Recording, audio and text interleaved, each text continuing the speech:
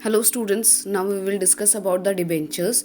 Debentures एक जो word है उसका लैटिन वर्ड में इसका मतलब होता है डेब्री। डेब्री का मतलब होता है लोन लेना। तो जब कंपनी लॉन्ग टर्म बेसिस पर रजिस्टर्ड होती है और उसे पता है कि हमें आगे लंबे समय तक काम करना है, तो उसका काम सिर्फ कैपिटल से ही नहीं चलता, उसको दूसरी चीज़ों के लिए बोरो करना पड़ता है ताकि वो आगे सक्सेसफुल रहे अपने हर ऑब्जेक्टिव को अचीव करने के या गोल को अचीव करने के लिए। तो लोन, अब वो लोन भी लेती है और उसके लिए वो डिबेंचर्स भी इशू कर सकती है या फिर डिबेंचर स्टॉक भी इशू कर सकती है। तो उसके लिए डिबेंचर्स क्या होते हैं? डिबेंचर्स वो डॉक्यूमेंट्स हैं जिसमें कंपनी एक ये एक्नॉलेजमेंट देती है कि हमारा कितना लोन है। ठीक है, उसमें कंपनी की सील होती है और उसमें कंपनी की के लिए ये डेट होती है कि किस टाइम वो रीपेमेंट करेंगे, कितना रेट ऑफ इंटरेस्ट रहेगा। ये सारी इन्फॉर्मेशन उस एक्नॉलेजमेंट डॉक्यूमेंट या सर्टिफिकेट में होती है जो कंपनी इशू करती है अपने डिबेंचर्स होल्डर को।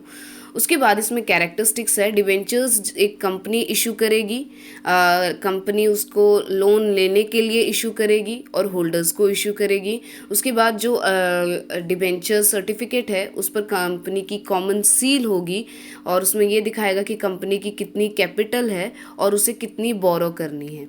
उसके बाद कंपनी जो डिबेंचर्स हैं उसकी स्पेसिफिक अमाउंट उसमें मेंशन होगी। ठीक है, उसके बाद टोटल डिबेंचर्स एक डिबेंचर होल्डर कितने होल्ड कर रहा है उसके बारे में इंफॉर्मेशन होगी। रेट ऑफ इंटरेस्ट के बारे में होगी। डेट की कब हम दोबारा डिबेंचर्स इशू कर रहे हैं या रिन्यू कर रहे हैं। उसके बाद अगर कोई कंपनी कोई प्रॉपर्टी कंपनी मॉर्टगेज करवाती है या फिर सिक्योरिटी के तौर पर देती है होल्डर्स को, उसकी इन्फॉर्मेशन होगी। और एक डिबेंचर होल्डर्स को राइट नहीं होता वोट करने के लिए, ना ही वो पार्टिसिपेट कर सकता है कंपनी मैनेजमेंट में डिसीजन लेने के लिए। उसके बाद आपके आते हैं डिबेंचर स्टॉक। डिबेंचर स्टॉक होता है कंपनी जब बोरो करती है डिबेंचर्स के फॉर्म में, जब डिबेंचर इशू करती है तो अब हर एक डिबेंचर होल्डर के पास अलग अलग डिबेंचर होते हैं। किसी के पास 10 डिबेंचर्स होंगे, किसी के पास 12, किसी के पास 13। तो कंपनी क्या करती है, वो डिबेंचर्स को लेकर और एक डिबेंचर स्टॉक एक मास में उनको दे देती है। यानी उन सबको अब एक ही डिबेंचर स्टॉक रिप्रेजेंट करेगा, चाहे उनके पास 10 डिबेंचर्स हो, चाहे उनके पास 12, चाहे उनके पास 13 डिबेंचर्स हो। तो इस तरीके से ये डिबेंचर स्टॉक कहलाते हैं। तो अब इन दोनों में डिफरेंस क्या होता है? डिबेंचर्स जो होते हैं हमारे, एक सर्टिफिकेट है लोन का जो कंपनी लेती है और उसकी एक फिक्स्ड डिनोमिनेशन होती है। उसके बाद अगर हम बात करें डिबेंचर स्टॉक का, तो वो भी एक तरह का लोन ही होता है, पर वो एक ट्रस्ट डीड है, प्रॉमिसरी नोट के तौर पर काम करता है। और उसमें जो डिनोमिनेशन होती है वो फिक्स नहीं होती, वो कितनी भी हो सकती है। उसके बाद आता है कैपेबिलिटी ऑफ होल्डर्स टू शू। अगर हम किसी भी टाइम पर डिबेंचर्स का इंटरेस्ट नहीं के पे दे पा रही है कंपनी, या फिर लोन की रीपेमेंट नहीं कर पाई है, यानी जो डिबेंचर्स है वो रिडीम नहीं कर पाई है, तो उस केस में होल्डर्स के पास राइट है कि वो कंपनी के अगेंस्ट में केस फाइल कर सकता है। उसके बाद अगर हम बात करें जो होल्डर स्टॉक हैं, उनके पास ऐसा कोई राइट नहीं होता। हाँ, ट्रस्टी जो है डिबेंचर्स, जो जिसके पास भी ट्रस्टी है। ट्रस्टी कौन होता है? जिस पे हम ट्रस्ट करके चलते हैं और उस पर उसको हमने डिबेंचर स्टॉक दे रखे हैं, तो वो ट्रस्टी कंपनी को शू कर सकता है, ना कि डिबेंचर होल्डर। उसके बाद आपका आता है डिबेंचर ट्रांसफ़र हो सकते हैं, चाहे वो इंटायरली पूरा। डिबेंचर स्टॉक की बात करें तो वो एक यूनिटरी वैल्यू है, वो फ्रैक्शंस पर भी ट्रांसफ़र हो सकते हैं। उसके बाद हम स्टैम्प की बात करें तो डिबेंचर्स पे स्टैम्प होता है। डिबेंचर स्टॉक की बात करें तो उस पर स्टैम्प जरूरी नहीं है क्योंकि वो एक प्रोमिसरी नोट है। उसके बाद फुल्ली या पार्शली पेड। उसके बाद आता है डिबेंचर्स की जो वैल्यू होती है वो इंस्टॉलमेंट में पे करती है, तो वो यानी वो पार्शली भी हो सकते हैं और फुल्ली भी होते हैं। डिबेंचर स्टॉक हमेशा फुल्ली पेड रहेंगे। उसके बाद इशू डिबेंचर एक पार्शली पेड पे भी हम इशू कर सकते हैं और उसको हम स्टॉक में भी कन्वर्ट कर सकते हैं। अगर हम बात करें डिबेंचर स्टॉक की तो वो फुल्ली पेड पर ही इशू होते हैं। यूज़ ऑफ चार्ज, जो होल्डर है डिबेंचर का, उसके पास राइट होता है कंपनी की प्रॉपर्टी को लेने का और उसको यूज़ करने का। अगर हम बात करें डिबेंचर स्टॉक की, तो उसके पास एज सच कोई राइट नहीं होता। उसके बाद आपका आता है डिबेंचर होल्डर्स और शेयर होल्डर्स में डिफरेंस। तो फर्स्ट है मेंबरशिप। डिबेंचर होल्डर एक मेंबर नहीं होता कंपनी का, वो एक क्रेडिटर होता है, जबकि एक शेयर होल्डर मेंबर होता है कंपनी का। डिविडेंड और इंटरेस्ट की बात करें तो डिबेंचर होल्डर को कोई डिविडेंड नहीं मिलता, उसे इंटरेस्ट मिलता है एक स्पेसिफिक रेट पर, जबकि शेयर होल्डर्स को जो उनके पास शेयर्स होते हैं उसके अगेंस्ट में डिविडेंड मिलता है।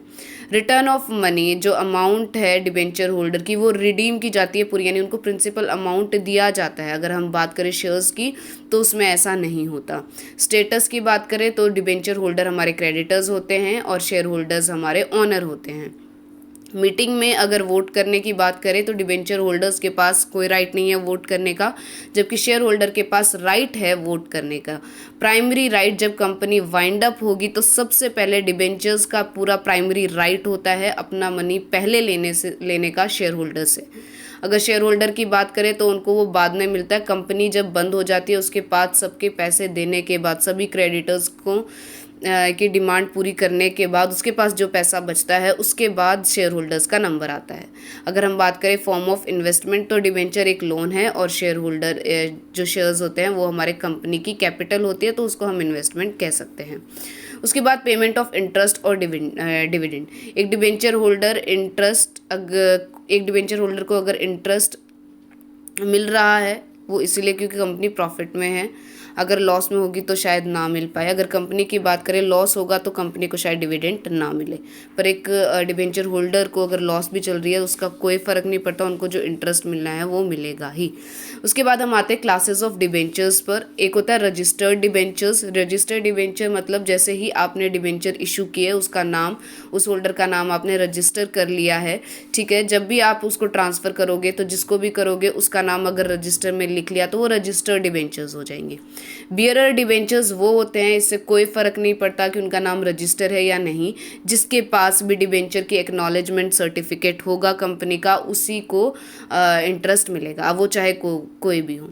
उसके बाद आता है सिक्योर डिबेंचर्स। अगर कंपनी कोई प्रॉपर्टी सिक्योर करती है, सिक्योरिटी के तौर पर डिबेंचर होल्डर्स को देती है या मॉर्टगेज करती है तो वो सिक्योर डिबेंचर्स हो गए। अनसिक्योर डिबेंचर्स वो हो गए अगर आप कोई प्रॉपर्टी सिक्योरिटी के तौर पर नहीं दे रहे हो तो। रिडीमेबल डिबेंचर्स वो होते हैं अगर आपने कंपनी में एक स्पेसिफिक डेट लिखी हुई है कि भाई इस डेट पर हमारे जो डिबेंचर्स हैं हम उसको रिडीम कर देंगे, तो वो रिडीमेबल डिबेंचर्स हो गए। इरिडीमेबल डिबेंचर्स आप कभी भी रिडीम कर सकते हो, उसकी कोई स्पेसिफिक डेट नहीं होती है। कोई डिबेंचर्स को हम लास्ट में क्या करते हैं, ऑप्शन में डालते हैं कि अगर जो डिबेंचर होल्डर है वो अपने डिबेंचर्स को स्टॉक में कन्वर्ट करवा सकते हैं, उनको बोलते हैं कन्वर्टेबल डिबेंचर्स। तो यहाँ तक ही था। Thank you very much.